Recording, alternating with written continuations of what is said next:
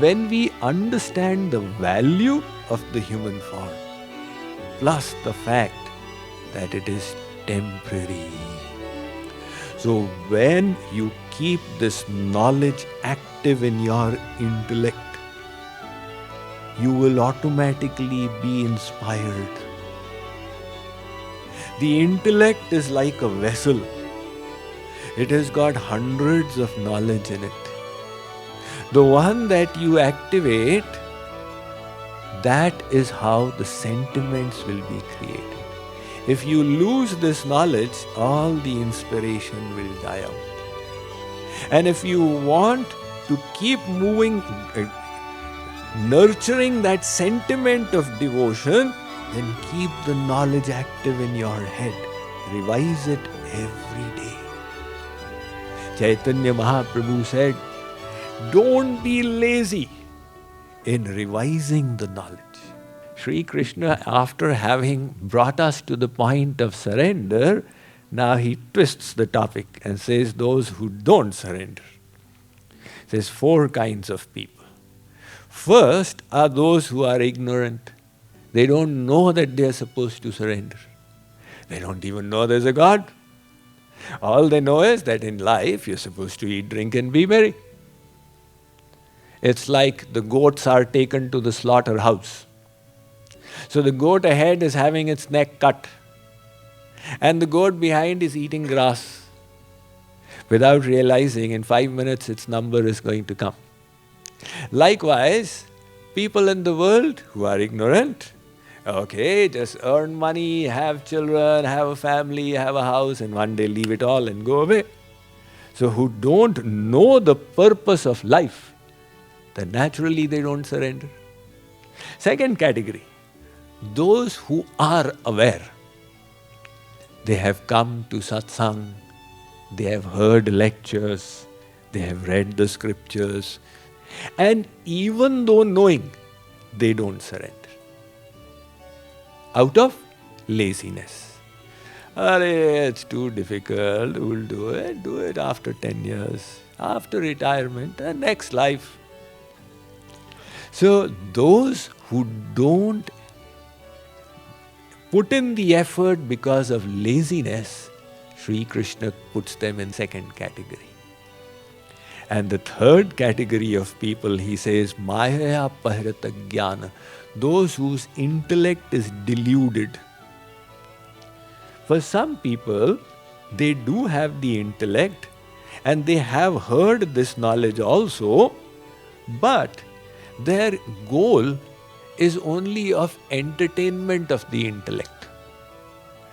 We need to be wary not to fall into this category. There's always a material tendency of the material intellect.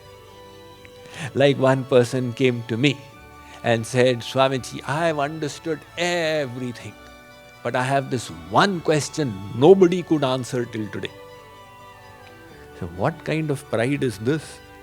I think it was Bertrand Russell who said that even a fool can ask a question that a wise man cannot answer. So you will only hope that Swamiji also doesn't provide the answer. Otherwise your pride will get shattered. So tell me, what is the question so important? He said that Shravan Kumar, what was the name of his parents? Because in the scriptures, the tale of Shravan Kumar is related, but for some reason, the author has not mentioned the parent's name. What self-interest is going to be served by this? And supposing I tell the parent's name, then you say, what was the grandparent's name? You ask a question that will benefit you. I am reminded of the time when somebody, he went to the New Delhi railway station to the railway clerk's counter. That inquiry clerk is the most irritated person in the world. Because all the time people are asking questions. And one person managed to grab his attention and come right in front of that little window. And he said, what time is the Bombay mail going? And he answered at 7 o'clock in the morning. What time is the Howrah mail going? At 6 in the evening. What time is the Unchahar Express going? He said at 3 in the afternoon. So he asked the times of 7 trains. and the inquiry clerk was about to boil over. So he said, "Sir, which train do you wish to go by? You ask me that." So he said, "I only need to cross the railway line, that's why I'm asking." Now, the intellect is not trained, it will create a question. "Swamiji, until I get the answer to this question, I cannot do sadhana." And when you get the answer to that question, you'll create another question. Instead of moving from ignorance to ignorance, what I don't know, what I don't know, what I don't know, a better policy is to move from knowledge to knowledge. What do I know? If I've understood something, let me use it. Tomorrow I'll understand more, day after tomorrow more. But the way to move ahead is that if I've understood a little bit, let me put it into practice. Until we become God realized, there will always be questions remaining. Why give them so much of importance?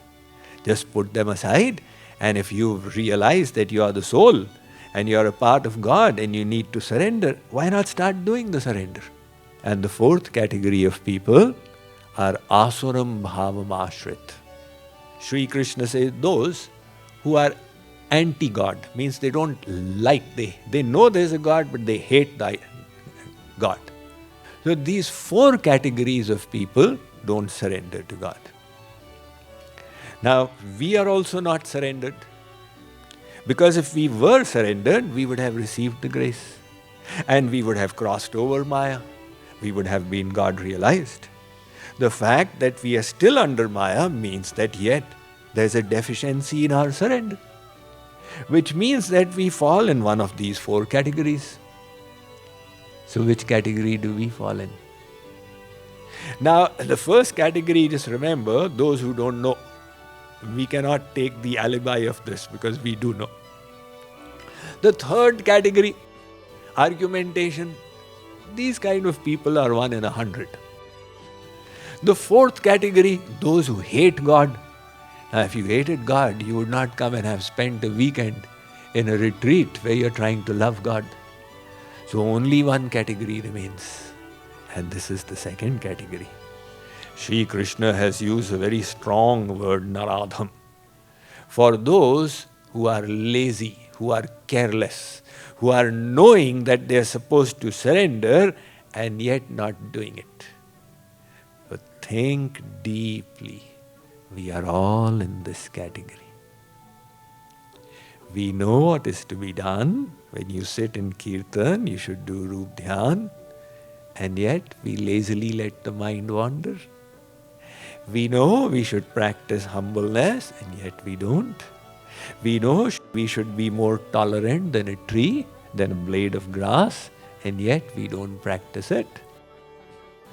So, Maharaj Ji used to say that, look, I don't have such high expectations from you. I don't think that in one day you will become a saint.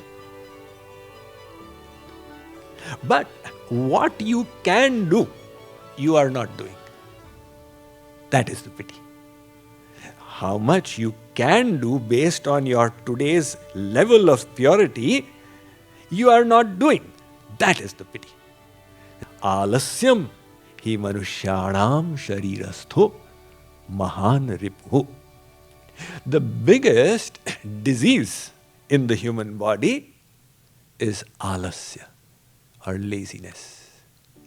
So that laziness has to be countered. How will you counter laziness? Replacing it with inspiration. When you become inspired, you put all laziness aside. So one girl was asking me yesterday in the youth class that how do we develop focus? I said, when you realize the value of something, you will develop focus. All the year long you feel my mind is not focused, and 2 hours in the exam you develop focus. Why? The intellect decided these 2 hours are important. So whatever activity, wherever we are in life, if we realize the value, human life is so precious that even the celestial devatas, they hanker for it. Bhagavan Ram had told the Ayodhyavasis, Bade bhag manush tanu pava, sur durlabh sad granthan hi gava. O Ayodhyavasis, the human form you received was by bade bhag, by lot of grace. Sur durlabh, even the devatas don't get it. So this human form that we are in is providing us such opportunity. We will realize later on in the journey that this was our golden chance. When we understand the value of the human form, plus the fact that it is temporary. So when you keep this knowledge active in your intellect, you will automatically be inspired. The intellect is like a vessel. It has got hundreds of knowledge in it. The one that you activate, that is how the sentiments will be created.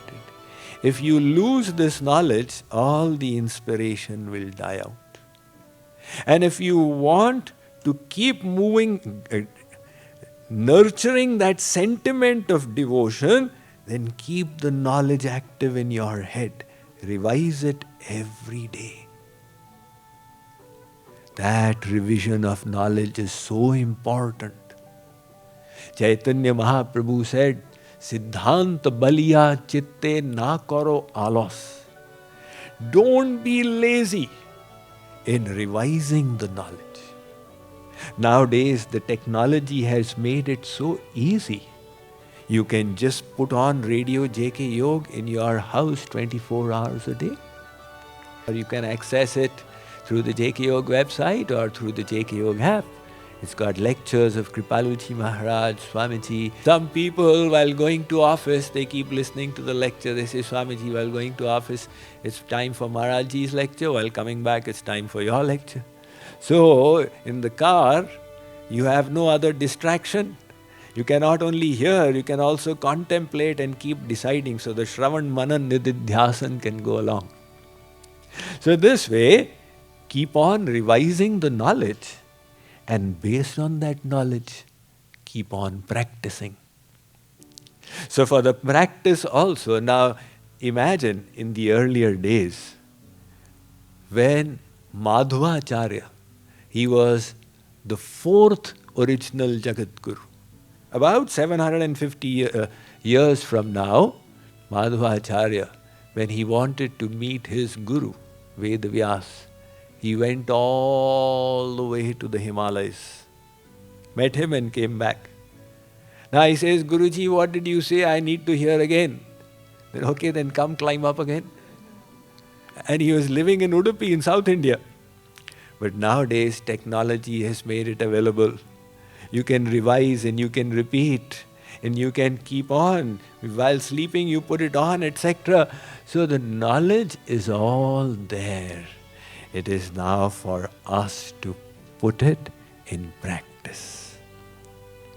So for doing that, JKYog has got many avenues.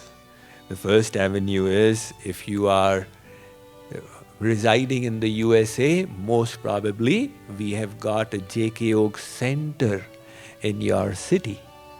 You can go and participate in the weekly or bi-weekly Satsang in many places in India as well. That is so powerful. You may say, what was going to happen with 2 hours of Satsang every week? But my practical experience in all these years has been that people who start doing that, within the space of 1 or 2 years, their life itself changes. These little things make a big difference. And then ever since Zoom technology became popular, JKYog has been offering 100 plus free classes online every week. So there's so much to learn and to imbibe. and to be a part of. So do go on the website and learn more about it. And then if you have questions, now just 4 years ago, you needed to again go and meet Swamiji. I have this question in my mind for so many months.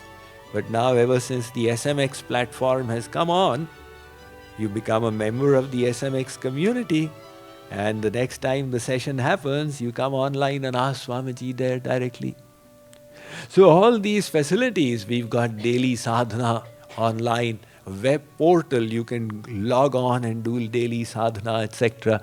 And this is one level of engagement. And then when you get completely absorbed, then the desire comes that I wish to give. And how do you, because that's the finest expression of love is service. So you say, how do I serve?